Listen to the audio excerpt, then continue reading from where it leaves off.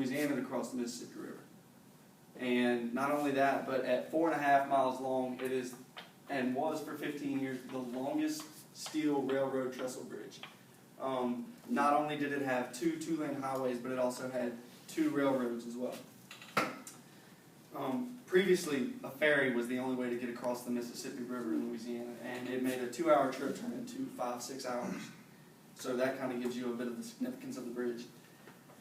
Long actually had the bridge built low so that only tugboats could get through and not really large ships, making a lot of revenue coming into Louisiana because the ships had to stop in ports in New Orleans and places down in Louisiana.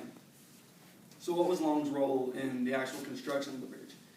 Most remembered is probably the tactics he used to get the bond, the $30 million bond that actually paid for the construction of the bridge passed through legislation.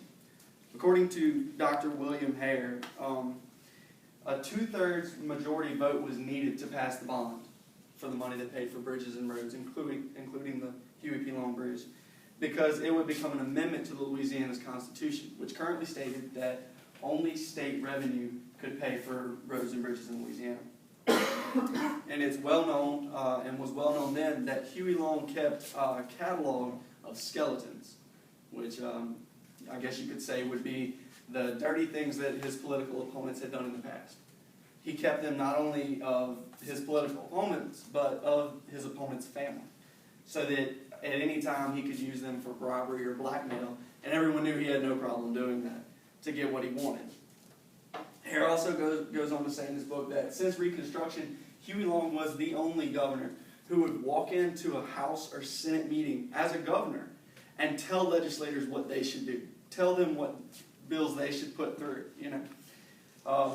And on one such occasion, Huey Long walked in and he was telling them what to do, and one of his opposition actually threw a copy of Louisiana's Constitution in his face and said, "Do you know what this is?"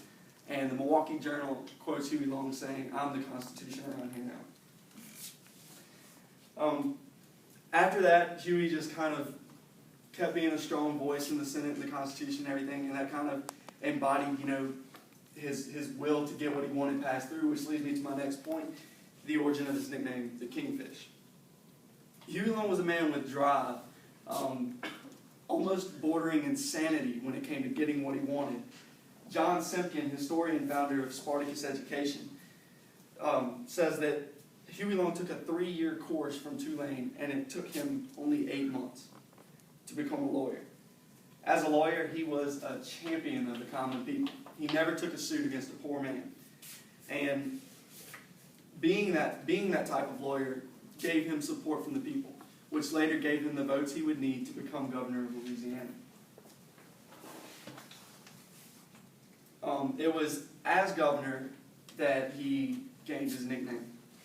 According to Huey Long in his book, Every Man a King, which is his autobiography, it was at a commission board meeting where Huey Long and his commission board were sitting around and they were delegating, you know, votes and what was to pass through, what laws or whatever. And Huey Long was reading the laws about, you know, when something came into a bill, and he read that, and it stated clearly that it was not up to the governor whether or not something passed. It was up to the commission board.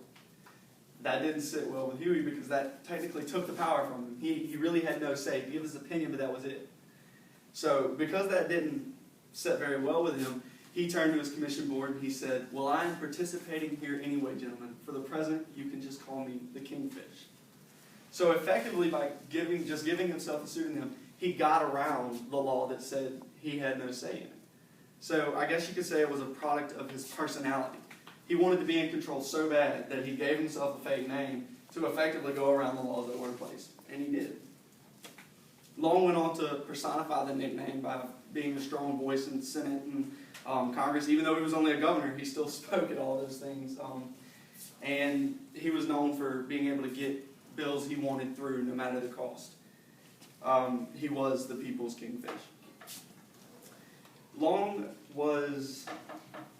is remembered in Louisiana history for not only his infrastructural endeavor, including the Huey P. Long Bridge, but also his nickname, the Kingfish. And I think that what I said was said better by Reverend Gerald Smith at Long's memorial service when he said, "Great men, The lives of great men do not end with the grave, they just begin. Thank you.